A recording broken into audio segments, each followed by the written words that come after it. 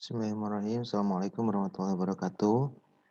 Pada pertemuan kali ini kita akan membahas mengenai desain penelitian eksperimen. Di pertemuan sebelumnya kita telah membahas mengenai desain penelitian survei, di mana pada desain penelitian survei itu ada dua secara garis besar, gitu ya.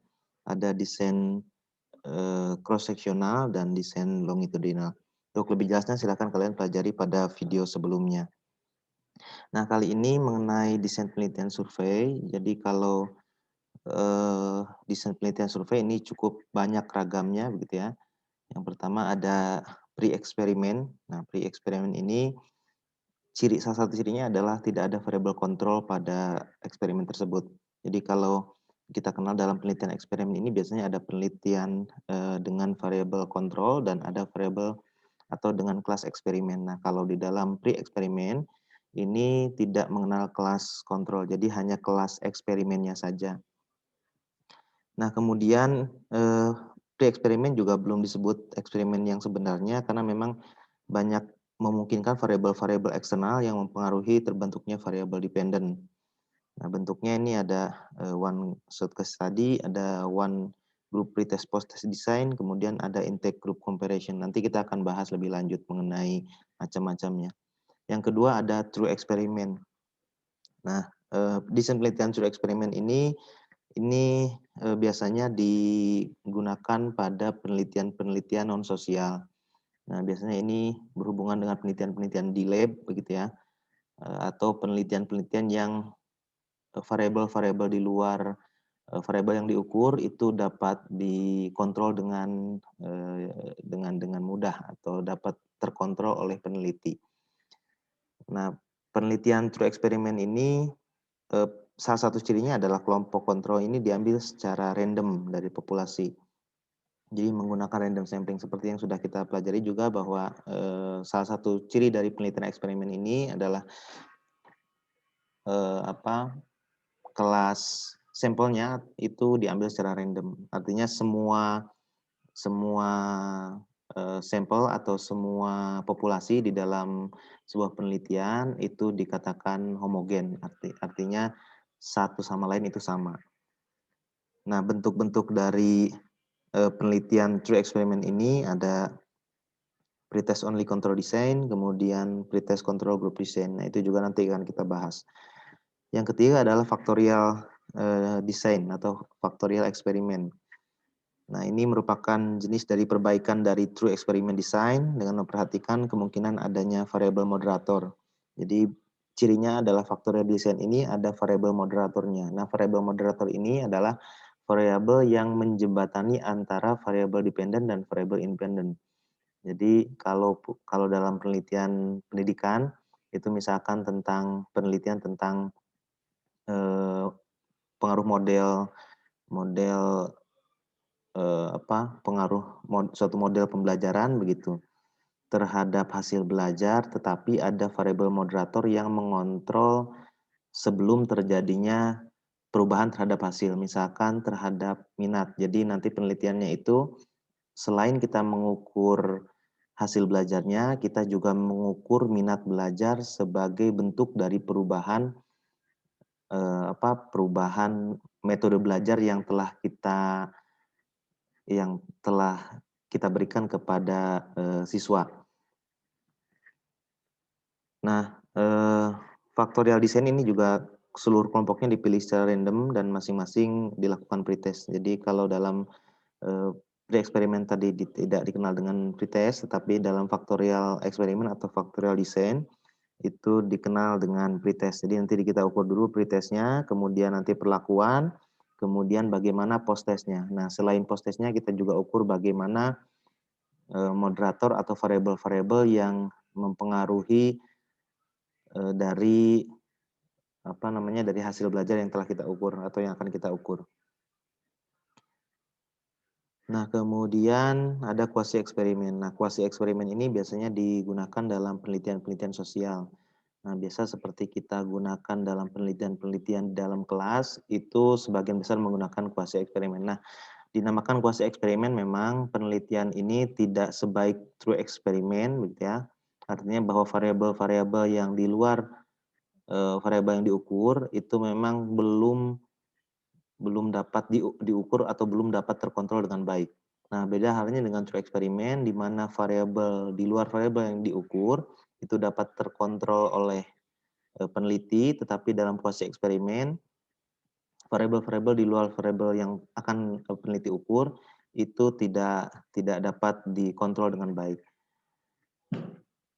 Nah, kemudian bentuk dari kuasi eksperimen ini ada time series design, kemudian non-equivalent control group design. Nanti akan kita bahas bersama-sama.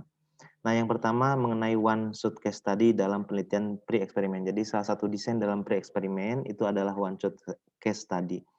Nah, one shot case study ini desainnya seperti di samping bahwa X itu merupakan bentuk dari perlakuan yang diberikan dan O itu hasil variable dependent. Jadi hanya ada satu perlakuan dan kemudian diukur bagaimana dampaknya. Nah, misal dalam dunia pendidikan misalkan kita mengukur bagaimana perubahan siswa, hasil belajar siswa setelah menggunakan metode belajar discovery learning misalkan. Nah, itu hanya diberikan perlakuan discovery learning, kemudian langsung diukur bagaimana hasilnya. Nah, itu salah satu bentuk dari desain pre-eksperimen. Yang kedua ada one group pretest post-test.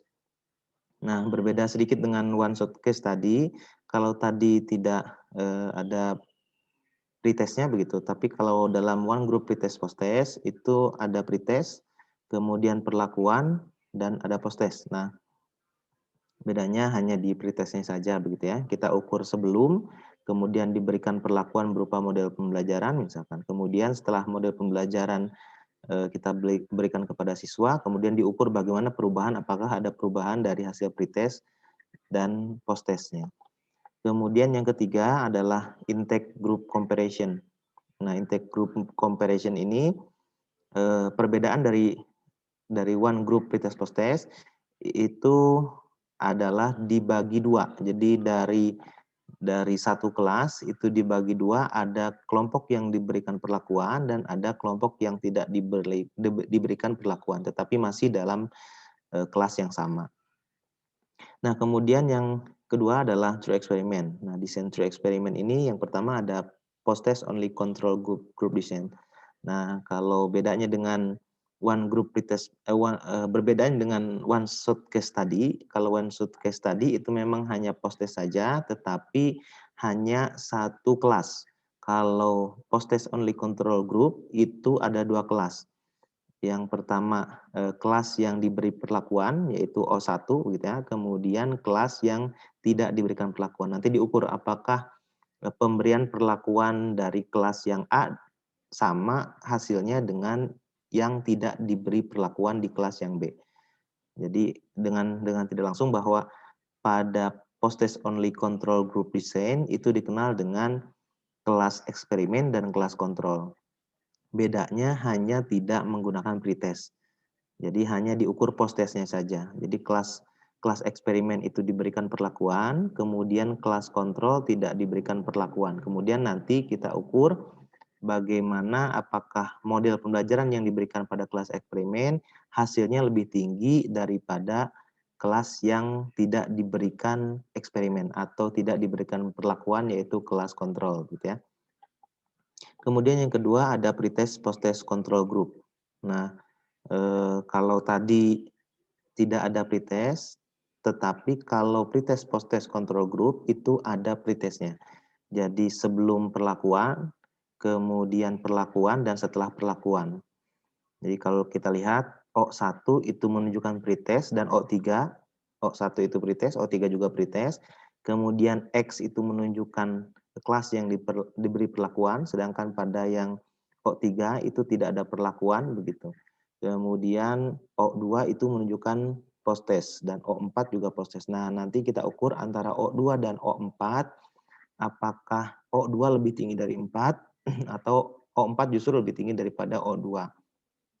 Nah, di mana kita mengetahui bahwa O2 ini kelas yang diberikan perlakuan atau kelas eksperimen, sedangkan O4 itu adalah kelas kontrol atau kelas yang tidak diberikan perlakuan. Nah, kemudian dalam factorial design Kalau dalam factorial design itu memang tidak ada macamnya, hanya satu, yaitu mengenai factorial design. Nah, tadi sudah jelaskan bahwa factorial design ini adalah desain eksperimen yang diberikan variabel moderator sebagai variabel lain yang kita ukur selain variabel independen yang telah kita tentukan. Misalkan pengaruh metode discovery terhadap hasil belajar dengan motivasi belajar sebagai moderatornya. Jadi artinya kita mengukur model atau metode discovery, kemudian kita ukur hasil belajarnya, tetapi apakah dari hasil belajar itu ada dampaknya juga terhadap motivasi belajar. Apakah motivasi belajar ini terpengaruhi akibat adanya metode atau model discovery learning. Nah, kemudian dalam kuasi eksperimen, ini ada dua jenis. Yang pertama ada time series design. Nah, di mana time series design ini seperti kita lihat di samping bahwa O1 itu menunjukkan pretest, kemudian X itu perlakuan, dan O5 menunjukkan posttest. Artinya di sini bahwa dilihat setelah diberikan perlakuan pada O1 dan diukur pada posttest O5, kemudian kita selaku peneliti juga melakukan atau memberikan perlakuan lagi di O2, kemudian diukur pada O6 posttestnya. Kemudian diberikan perlakuan lagi pada O3, diukur pada O7, dan seterusnya. Artinya time series ini menunjukkan bahwa penelitian itu tidak hanya berhenti pada satu perlakuan saja. Mungkin saja diberikan perlakuan secara beruntun begitu ya, selama satu semester misalkan. Tiap minggu itu terus memberikan perlakuan, sehingga desain penelitian seperti ini dinamakan dengan time series design. Nah, kemudian yang terakhir adalah non-equivalent control group design. Nah, non-equivalent control group design ini yang paling sering digunakan dalam penelitian-penelitian eksperimen, khususnya pada penelitian sosial, terutama kita di bidang pendidikan. Nah, desainnya itu kita lihat di samping bahwa O1 itu merupakan pretest, kemudian X merupakan perlakuan yang diberikan, dan O2 itu merupakan posttest setelah adanya perlakuan. Nah, kemudian pada O3 ini merupakan pretest, sedangkan pada kelas O3 ini tidak diberikan perlakuan. Langsung kita ukur posttestnya tanpa ada perlakuan. Misalkan salah satu contohnya bentuk perlakuan pada X ini adalah model belajar begitu ya, model belajar atau metode belajar discovery learning. Pada kelas O1 itu diberikan perlakuan model belajar discovery learning, sedangkan pada O3 ini tidak diberi perlakuan discovery learning. Nah, nanti antara dua kelas ini kita ukur manakah yang paling tinggi. Misalkan pada O3 ini kita hanya memberikan metode ceramah begitu ya, metode konvensional, sedangkan metode pada O1 itu adalah metode discovery learning. Nah, kita ukur apakah metode discovery learning ini lebih tinggi nanti hasilnya, posttestnya, daripada metode yang kita gunakan di kelas O3 yaitu metode ceramah. Nah, ini disebut dengan kuasi eksperimen dengan desain non-equivalent control group design. Nah, ini sebetulnya hampir sama dengan true eksperimen pretest posttest control group design, tetapi bedanya dalam true eksperimen tadi sudah saya jelaskan bahwa penelitian true eksperimen ini penelitian di mana variabel-variabel di luar variabel yang kita ukur itu dapat dikontrol dengan baik. Nah, biasanya true eksperimen ini digunakan pada penelitian-penelitian lab. Nah, contoh misalkan apakah setiap besi ketika dipanaskan memuai? Jawabannya sudah pasti, karena variabel lainnya dapat kita ukur dengan jelas. Tetapi dalam proses eksperimen, apakah setiap siswa yang diberikan metode belajar discovery itu hasilnya baik? Belum tentu, karena masih banyak variabel-variabel lain yang belum kita ukur atau yang tidak dikontrol dengan baik oleh peneliti. Nah, itu bedanya antara true eksperimen dan quasi eksperimen. Sehingga dalam penelitian-penelitian sosial, paling banyak digunakan ini adalah quasi eksperimen gitu ya. Sedangkan pada penelitian-penelitian eksak atau penelitian laboratorium itu biasanya menggunakan true eksperimen. Demikian pertemuan atau video yang bisa saya jelaskan mengenai desain-desain eksperimen. Terima kasih. Billahi taufiq wal hidayah. Assalamualaikum warahmatullahi wabarakatuh.